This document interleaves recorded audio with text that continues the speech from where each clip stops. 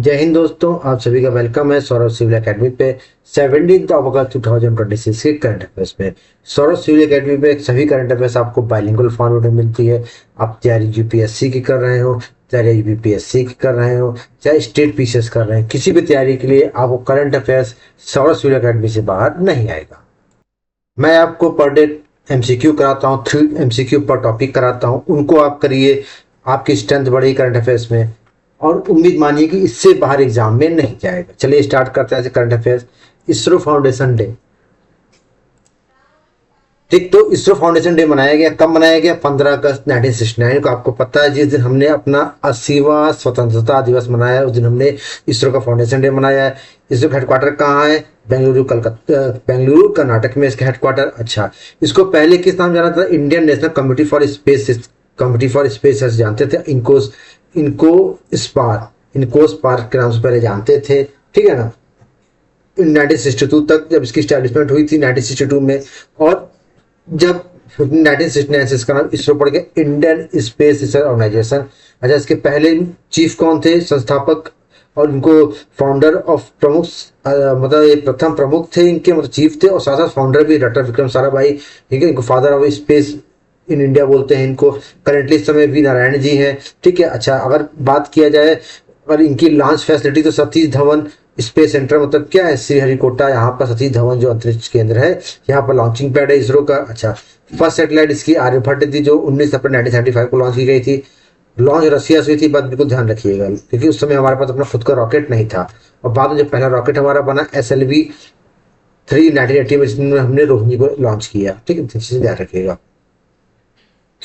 With reference to ISRO research organisation, ISRO reference से बात करें तो consider flowing statement. Which of the following was the first satellite launched by the Indian satellite successfully launched by the which of the following was the first satellite successfully launched by the Indian first satellite launch vehicle SLV-3? कौन launch किया था? रोहिणी से launch किया था, पहला satellite था हमारा, पहला रॉकेट था जिससे सैटेलाइट लॉन्च हुआ था। Consider the following statement regarding ISRO. ISRO was formally established in COSPAR in 1962 under leadership of Vikram Sarabhai. बिल्कुल, विक्रम साराभाई के लीडरशिप में 1962 में इनकोस पार का हुआ था, बिल्कुल सही बात है। इंडियन फर्स्ट सैटेलाइट आर्यभट्ट वाला लॉन्च SLV, बिल्कुल गलत बात, ये थोड़ी हुआ था, ठीक। तो पहला जो था हमारा क्या था कि विक्रम साराभाई के SLV-3 रॉकेट थोड़ी था, आपको बताया कि ये रॉकेट थोड़ी देर सैटेलाइट थे तरीके से, रसिया से लॉन्च हुआ, पहला सही किया। Given two statement Sriharikota in Andhra Pradesh selected primary spaceport for satellite launching facility, बिल्कुल सही बात है। सैटेलाइट लॉन्च के लिए क्या है? श्रीहरिकोटा आंध्र प्रदेश में ये प्राइमरी फैसिलिटी है, बिल्कुल। It approximately equator provide centrifugal boost launching the east and launching over Bay of Bengal insulate safety in case of mission failure. बिल्कुल सही बात है कि ये बहुत इंपॉर्टेंट बात कह रहा है। क्या ये आपका स्टैटिक भी बोल सकता है कि भूमध्य रेखा से इसकी निकटता पूर्व के प्रक्षेपण में अब केंद्रीय बल प्रदान करती है और बंगाल खाड़ी पर प्रक्षेपण होने पर सुरक्षित करता है। सही बात है। बंगाल, देखिए मैं आपको बताता हूँ, देखिए इतिहास समझिएगा जो मैं बताने जा रहा हूँ कि देखिए हमारा ये इधर आंध्र प्रदेश है, यहाँ पे ये है, ठीक है ना। अच्छा, दूसरी चीज क्या है, अगर यहाँ से हम लॉन्च करते हैं तो पहले तो बे ऑफ बंगाल है, फिर इक्वेटर के नजदीक है। देखिए आप जी, देखिए इक्वेटर है यहाँ पे हमारा, हम चलेंगे इक्वेटर यहाँ पड़ेगा कि नहीं पड़ेगा आपका? इक्वेटर ये है आपका, है ना, ये इक्वेटर आपका भूमध्य रेखा 0 डिग्री इसके नजदीक है। साथ साथ क्या है कि अगर यहाँ पे मिशन फेलियर होता है तो यहाँ पे बे ऑफ बंगाल में तो कोई जान माल की हानि नहीं होगी, इस वजह से इसको लॉन्च किया जा रहा है। ए से बी से इसका एक्सप्रेशन भी डेजर्ट जूलॉजिकल पार्क। देखिए अभी भी क्या है कि बनासकांठा डिस्ट्रिक्ट जो है, यहाँ पर क्या है कि ये गुजरात में नहीं है, डेसा कहाँ पर? राजस्थान में। कहाँ पर है? राजस्थान में बनासकांठा डिस्ट्रिक्ट का डेसा। यहाँ पर क्या किया गया है कि एशिया का पहला डेजर्ट नाइट सफारी पार्क का क्या किया गया? उद्घाटन किया गया है, तो शुरू हुआ है। यहाँ पे लगभग 83 स्पीसीज पाए जाएंगे। डेजर्ट फौना है, फ्लोरा मतलब वन्य जीव हो गए, पशु हो गए, सब पाए जाएंगे, प्रजातियां पाई जाएंगी, 83 स्पीसीज। और ये क्या है कि पहला नाइट सफारी होगा, डेजर्ट नाइट सफारी, मतलब रात में भी जो डेजर्ट के कुछ भी जैसे कुछ जानवर होते हैं ना कि जो रात में सक्रिय रहते हैं, उनको भी आप इसमें देख सकते हैं, ठीक है ना। चलिए, Asia first desert night safari park zoological park setup in which of the following district of Rajasthan लिखिएगा, कहाँ पर हुआ है? Banaskantha.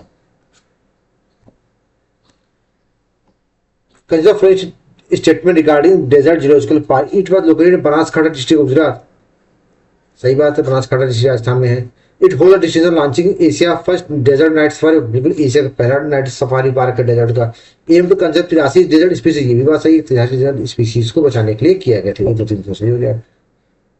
Given was statement Banaskantha district in Rajasthan has been chosen as the establishing Asia first desert night safari park, बिल्कुल Banaskantha district Gujarat Rajasthan में से choose किया गया है फर्स्ट नाइट सफारी पार्क, बिल्कुल। The region unique arid ecosystem provide natural habitat 83 species desert species, क्योंकि इसकी जो हैबिटेट है, इसकी नेचुरल जो इसकी पोजीशन, इसकी वजह से 83 स्पीसीज डेजर्ट के अपने आप वहां पे अपना हैबिटेट प्राप्त करते हैं। तो ए से बी से एक्सप्रेशन भी करें। ब्रिज आईसीटी ट्रैक 226, देखिए अभी भी क्या है कि ब्रिक्स की जो है एक मीटिंग हुई, किसकी मीटिंग हुई? इंफॉर्मेशन और कम्युनिकेशन टेक्नोलॉजी की। ब्रिक्स की इंफॉर्मेशन और कम्युनिकेशन टेक्नोलॉजी की मीटिंग हुई, किसके द्वारा आयोजित की गई? डिपार्टमेंट ऑफ टेलीकम्युनिकेशन द्वारा, ठीक, इसके द्वारा आयोजित की गई। कहां पर? पुणे महाराष्ट्र में 17 से 21 जगह, मतलब आज से लेकर 21 तक चलेगी। और जो इसका एम क्या है कि ब्रिक्स नेशन के बीच कॉपरेशन बढ़ाना कम्युनिकेशन टेक्नोलॉजी में और इंप्रूवमेंट लाने के बेस से हुई है। ब्रिक्स की बात याद करें तो 18वां संस्करण चल रहा है ब्रिक्स का, जो इंडिया होस्ट कर रहा है, नई दिल्ली। थीम क्या है इसकी? इनोवेशन, रिजाइलेंस, ठीक, इनोवेशन है, रिजाइलेंस है, उसके बाद क्या? सस्टेनेबिलिटी है ना, इनोवेशन, रिजाइलेंस, सस्टेनेबिलिटी, और एक क्या है, चलिए याद आएगा तो बता देंगे, ठीक है ना। इनोवेशन, रिजाइलेंस, स्टेबिलिटी और कोऑपरेशन है, कोऑपरेशन, ठीक है, ये इसकी क्या है? थीम, ध्यान रखिएगा, इसकी क्या है? थीम है कोऑपरेशन, ठीक है ना, इसकी थीम है। 4 थीम याद रखिएगा, ब्रिक्स की बहुत इंपॉर्टेंट है। फिर जो first ICT track 2026 organise department telecommunication head कहां पर हुई है? पुणे में। With reference to BRICS ICT track 2026 का जो फ्लैगशिप है, it was now ministry of electronic and information technology. देखिए यार ध्यान रखिए, तो टेलीकम्युनिकेशन ठीक गलत हो गया ना। Event took place Pune from 17 से 21, ये सही, 17 से 21 पुणे में, सही है आपका। Given two statement SSN department of telecommunication conveyed BRICS ICT track 2026 Pune, बिल्कुल सही बात है, 2026 पुणे में किया है। Enhancing global digital connectivity, emerging telecom technology standard core executive BRICS digital agenda, sir BRICS के डिजिटल एजेंडा में इसका मेन एजेंडा इसलिए ऐसा किया है, ए से बी से एक्सप्रेशन भी। सप्तधारा विजन, आज के करंट अफेयर्स का सबसे हॉट क्वेश्चन। देखिए अभी भी क्या है कि 80वां स्वतंत्रता दिवस बीता है, जिसके उपलक्ष्य में हमारे माननीय प्रधानमंत्री जी ने लाल किले की प्राचीर से क्या झंडा फहराया, हाँ। अच्छा, उसके साथ साथ उन्होंने कुछ देश को रोड मैप प्रस्तुत किया अपनी सरकार का। उन्होंने रोड मैप किया था विकसित भारत @2047 से, मतलब कि भारत का जो विकसित भारत का लक्ष्य है 2047, उसको उन्होंने प्रस्तुत किया और बताया कि जो पहले भारत की पॉलिसी थी वो सब सिंधु थी, लेकिन अब जो है क्या है, पॉलिसी चेंज होकर भारत की पॉलिसी क्या है? सप्तधारा। क्या है? ध्यान रखिएगा, सप्तधारा, जिसमें पहली धारा क्या है? मैन्युफैक्चरिंग, मतलब भारत को ग्लोबल मैन्युफैक्चरिंग हब बनाने की बात हुई है, make in India. Agriculture, food processing, मतलब एग्रीकल्चर के साथ साथ फूड प्रोसेसिंग। फूड प्रोसेसिंग मतलब क्या हो गया? जैसे आलू से चिप्स, सोना नहीं, आलू से चिप्स, टमाटर से टोमेटो केचप, इन सब बनाने के लिए फूड प्रोसेसिंग की बात की। और फार्मर का ग्लोबल मार्केट में सामान पहुंचाना, मिलेट्स, केमिकल फ्री फूड के लिए बात हुई है, ऑर्गेनिक फूड वगैरह की। टेक्नोलॉजी इनोवेशन की बात हुई, एआई वगैरह, क्वांटम टेक्नोलॉजी की में अपने आप को देश को आगे बढ़ाने की गति शक्ति, मतलब enhancing speed, multi modal connectivity, मतलब रेलवे वगैरह की स्पीड बढ़ाना, कनेक्टिविटी बढ़ाना, इस पर बात हुई है। डिफेंस में कि हम सेल्फ रिलायंस के साथ साथ क्या है, ग्लोबल सप्लायर भी बने, 5वीं बात। 6वीं धारा क्या कहती है? Green and blue economy. Green economy समझते हैं, ग्रीन इंडिया बनाना है, बैटरी ईवी चालित वाहनों को बढ़ाना है, और ब्लू इकोनॉमी मतलब मैरीन रिसोर्सेज पे हमको क्या करना है? आगे बढ़ना है। सॉफ्ट पावर, तो कह रहे हैं कि जमाना अब ये नहीं रहा कि गोला बारूद के साथ हम आगे बढ़े, हम soft power, yoga, meditation, Ayurveda, इन सबसे भी अपने देश को आगे रिप्रेजेंट करे तो हम आगे बढ़ सकते हैं। सप्तधारा vision presented from Viksit Bharat was evolve from which former policy initiative? Sapt Sindhu. अब क्या है? Saptadhara. The following statement regarding Saptadhara vision, it was inbuilt during the 80th Independence Day address from Red Fort, बिल्कुल सही बात है, अनावर लाल किले की प्राचीर से स्वतंत्रता दिवस की भाषा दौरान किया गया। Quantum technology and AI are expertly listed under technology and innovation pillar, बिल्कुल सही बात बोल रहा है भैया, एआई और क्वांटम टेक्नोलॉजी इसके पिलर है, बिल्कुल सही बात है। और सॉफ्ट पावर, योगा, मेडिटेशन को प्रमोट करेगी, ये दो थिंग्स सही है आपका। Given two statement SSN and the region, agriculture and food processing key area under the Saptadhara vision, बिल्कुल की एरिया सप्तधारा विजन के अंदर। तो government aim to provide countries farmer product global market by protecting millet and chemical. क्यों है ऐसा? क्योंकि government चाहती है कि फार्मर ग्लोबली कनेक्ट के साथ साथ केमिकल फ्री उत्पादन करे और मिलेट का क्या करें, आगे बढ़ा। तो ए से बी से क्वेश्चन भी कर रहा है। Highest number of EV charging station, देखिए देश में ईवी की डिमांड बढ़ रही, ईवी तेजी से बढ़ रही है, तो ईवी स्टेशन भी तो बढ़ेंगे। तो अगर बात किया जाए तो ईवी स्टेशन के बारे में, तो महाराष्ट्र जो है देश भर में प्रथम है। महाराष्ट्र देश में प्रथम है, यहाँ पे 6,985 टोटल ईवी स्टेशन है, मतलब इलेक्ट्रिक व्हीकल चार्जिंग स्टेशन है। सेकंड कर्नाटक की रैंक है। देश में कुल कितने हैं, 52,718 स्टेशन है। और बात की जाए तो स्कीम, तो एक फेम स्कीम, फेम में और क्या कहते हैं, एक पीएम ई ड्राइव स्कीम के तहत क्या है इसको वो किया जाता है, इसको मतलब आगे बढ़ाया जा रहा है कि ज्यादा ज्यादा इलेक्ट्रिक स्टेशन बने, ईवी स्टेशन बने। और इसको रिप्रेजेंट किसमें, क्या नीति आयोग की एक रिपोर्ट आई इंडिया इलेक्ट्रिक मोबिलिटी इंडेक्स, उसमें इसको दिखाया गया है। At per recent ministry heavy industry data which state rank first in India in terms of highest number of EV, कौन है, Maharashtra. Consider for regarding EV infrastructure in India, total EV charging station in India cross 50,000 as per ministry heavy industry data, बिल्कुल सही बात, 50,000 cross कर गया भैया। अच्छा, और क्या कह रहा है कि India electric mobility index release by ministry of road transport, नहीं भैया नीति आयोग, मैंने अभी बताया नीति आयोग करता है, तो क्वेश्चन गलत हो गया ये वाला। PM E drive scheme design to enhance EV infrastructure, बिल्कुल सही बात है, ईवी इंफ्रास्ट्रक्चर को बढ़ाने के लिए PM E drive scheme design, तो एक क्वेश्चन सही आ गया आपका option B. Given two statement, India is rapidly expanding EV charging infrastructure with total station 52,718, बिल्कुल सही बात है, एक्सपेंड कर रही है 52,718 स्टेशन से। क्यों, क्योंकि ministry heavy target to initiative like FAME and PM E drive to accelerate clean mobility, बिल्कुल, क्योंकि ये जो फेम है और ई ड्राइव स्कीम है, ये एक्सेलरेट कर रही है मोबिलिटी बढ़ाने को, तेजी से आगे बढ़ने को, सही है, ए सही, बी से क्वेश्चन भी। परीक्षा डैम, देखिए अभी भी क्या है, परीक्षा डैम कहाँ पर है, झांसी में। झांसी पे कहाँ पर है, बेतवा नदी में, बेतवा नदी झांसी पे डैम है, ठीक है। ये एमपी यूपी दोनों के मतलब जो रिवर फ्लो होती है उसी के थ्रू ये डैम बना हुआ है। और इसके स्ट्रक्चर कितना साल पुराना, लगभग 150 साल इसका पुराना मतलब इसका ढांचा है। और ये यूपी को क्या करता है, मतलब ये डैम यूपी की इरिगेशन फैसिलिटी प्रोवाइड करता है, थर्मल पावर में पानी प्रोवाइड करता है। और इसको अभी के वर्ल्ड हेरिटेज इरिगेशन स्ट्रक्चर में इंक्लूड कर लिया गया है, मतलब इस डैम को वर्ल्ड हेरिटेज इरिगेशन स्ट्रक्चर में इंक्लूड कर लिया गया है। और कब ऐसा हुआ है, 20वीं ICRD international commission on irrigation and drainage conference चल रही थी फ्रांस में, वहां पे इसको क्या किया गया, इंक्लूड किया गया है। परीक्षा dam including the world heritage irrigation structure is built on the which of the following river, Betwa. Consider flowing statement regarding the Pariksha Dam. It is located in the Jhansi district UP. बिल्कुल सही बात है, Jhansi UP में। It was recognized as the World Heritage Irrigation Structure at the ICRD Congress in France. बिल्कुल सही बात है, ICRD Congress France में हुआ है। Tap water plant of domestic drinking water, नहीं नहीं नहीं नहीं नहीं नहीं, गोकुल बैराज परियोजना जो है उत्तर प्रदेश की, वो पेयजल परियोजना है, ठीक है। तो तीसरा गलत हो गया। Give below the two statement. परीक्षा dam was awarded the world heritage irrigation structure at the 20th ICRD Congress, बिल्कुल सही बात है। क्यों 20वें आईसीआरडी में दिया गया, क्यों, the nearly 150 year old dam of Betwa represent the outstanding Indian heritage in multipurpose water management for irrigation energy, बिल्कुल सही बात है। देखिए रिप्रेजेंट करता है कि 150 साल प्रबंधन क्षमता है, मतलब 150 साल पुराना बांध सिंचाई परियोजना है जो ऊर्जा के साथ साथ जल प्रबंधन में उत्कृष्ट कार्य करती है, इसलिए इसको दिया गया। ए से बी से क्वेश्चन भी कर रहा है। सूर्यपथ तिरंगा ग्लोबल रिले, देखिए अभी भी क्या है, सूर्यपथ तिरंगा ग्लोबल रिले का आयोजन हुआ है। कहां पर हुआ है, ये हुआ है पूरे वैश्विक स्तर में जितने भारत की एम्बेसी वहां पर आयोजित किया गया है। शुरुआत कहां से हुई, फिजी ईस्ट सुआ से आयोजित हुई, राजधानी है। और खत्म कहां पर हुआ, सैन फ्रांसिस्को। देखिए सरकार हर घर तिरंगा अभियान चला रही है। उस अभियान के तहत क्या है कि जैसे पूरब में सुआ है और क्या कहते हैं पश्चिम में क्या पड़ रहा है, सैन फ्रांसिस्को यूएसए पड़ रहा है, तो पूर्व से पश्चिम के बीच तक हमारा तिरंगा लहराएगा, हर घर तिरंगा।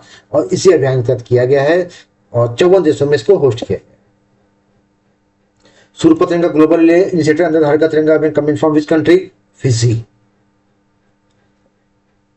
Regarding the Suryapath Tiranga global it was launch as part of Har Ghar Tiranga अभियान और 15/2/26 को लॉन्च किया गया। इंडिया ट्राई कलर व hosted 51 country for the sun path, बिल्कुल सही बात है, सन की पाथ को फॉलो करते हुए 54 कंट्री में होस्ट किया गया, सही बात है। Delhi started San Francisco Indian Fiji, correct, started in Fiji Indian in San Francisco से, एक बात तो सही है।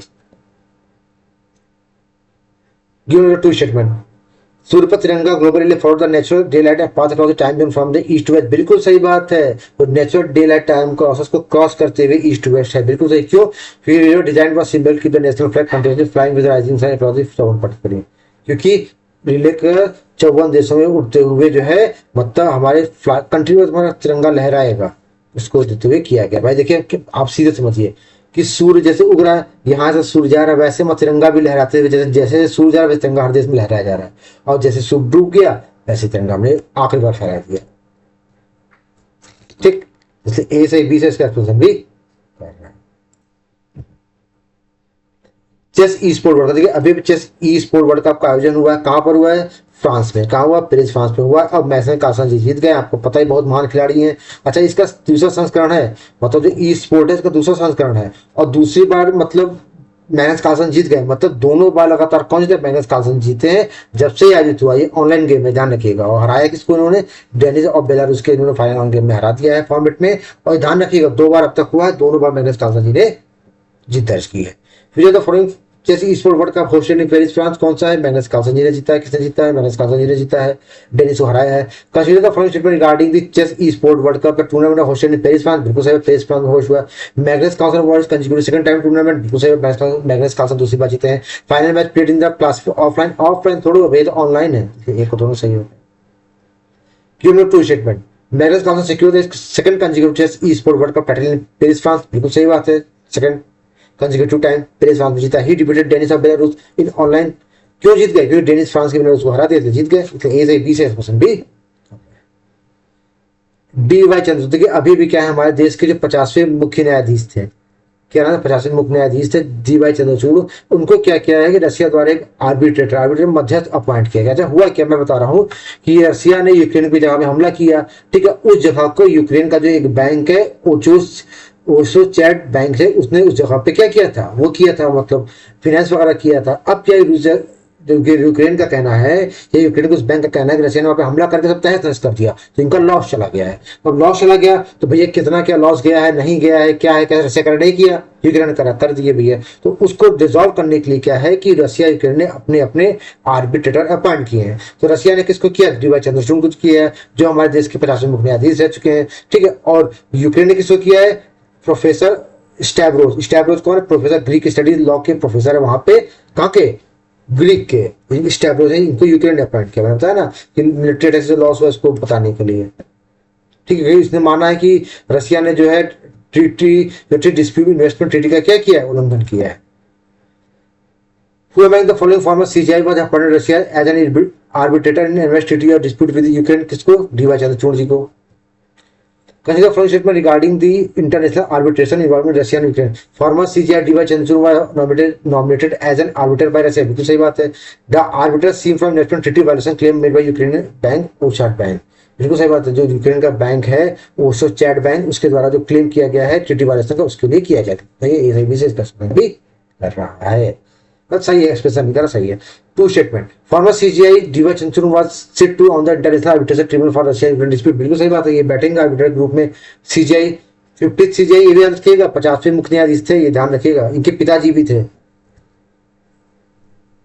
International investment treaty dispute often allow state party to appoint immediate jury to an independent arbitral tribunal. सही बात, क्यों किया है? क्योंकि जो इंटरनेशनल इन्वेस्टमेंट अलाउ करता है कि आप इमीडिएट जूरीज को अपॉइंट कर सकते हैं। ए से बी से एक्सप्रेशन भी कर रहा है। करुण इजराइल हैकाथॉन एंड सर्ववाणी एआई, अभी भी क्या है कि सर्ववाणी एआई, देखिए मैं आपको बताता हूँ कि ये मैं आपको करा चुका हूँ, करुण वाला मैं आपको करा चुका हूँ, है ना, ये अब करा चुका हूँ। हाँ, सर्ववाणी की बात करते हैं। देखिए अभी भी क्या है कि सर्ववाणी ये डेवलप किसने किया? ISC Bengaluru, Indian institute of science Bengaluru ने इसको डेवलप किया है स्पायर लैब और गूगल द्वारा। स्पायर लैब और गूगल द्वारा जो है सर्ववाणी को डेवलप किया गया है। ये ओपन सोर्स एआई मॉडल है जो 65 इंडियन लैंग्वेज मॉडल में बात कर सकता है, ट्रांसलेट कर सकता है। डेवलप किसने किया? आईआईएससी बेंगलुरु ने, किसके सहयोग से? गूगल और उसके सहयोग से। Sarvavani open source voice AI modeling supporting 65 languages have been developed by IISc Bangalore collaboration with Google and which? Spire Lab. Google साथ है, Spire Lab collaboration से। Consider flow statement regarding the recent technology release। देखिए Garud is high resolution binocular पर civil market launch पे Indian optical index. देखिए मैंने आपको पढ़ाया 2 दिन पहले, इंडियन ऑप्टिकल द्वारा जो है गरुड़ को लॉन्च किया गया, बाइनोकुलर है सिविल मार्केट के लिए, सही बात है। The theme of the first Israel hackathon was health care, बिल्कुल ये क्या है? फर्स्ट इजराइल हैकाथॉन थी, मैंने आपको याद कराया है, ठीक है। सर्ववाइडली properly close source wise model for 12 of language. 65 भैया 65, ये गलत हो गया आपका, एक और दोनों सही है। चलिए the first India Israel hackathon focus on developing digital tech solution for restoring health care. बिल्कुल सही बात है। इसका एम क्या है? Digital tech solution restoring health care. बिल्कुल सही बात है। It aim to address the present health care challenges face by youth through innovative technology. बिल्कुल सही बात है। मतलब क्या करना जो यूथ तो चैलेंजेस फेस कर रहे हैं हेल्थ के रिलेटेड उस पर काम कर रहे हैं, ए से बी से भी कर रहा है। इससे देखिए हमने करंट अफेयर्स कंप्लीट किए 17 अगस्त के। ऐसे ही करंट अफेयर्स की जुड़े रही सरस्वती अकेडमी से। नोट्स इसके आपको टेलीग्राम चैनल में मिल जाएंगे हमारे। करंट अफेयर्स से बाहर नहीं जाएगा, बस आपको केवल रिवीजन करना है। मिलते हैं कल, तब तक के लिए जय हिंद, जय भारत।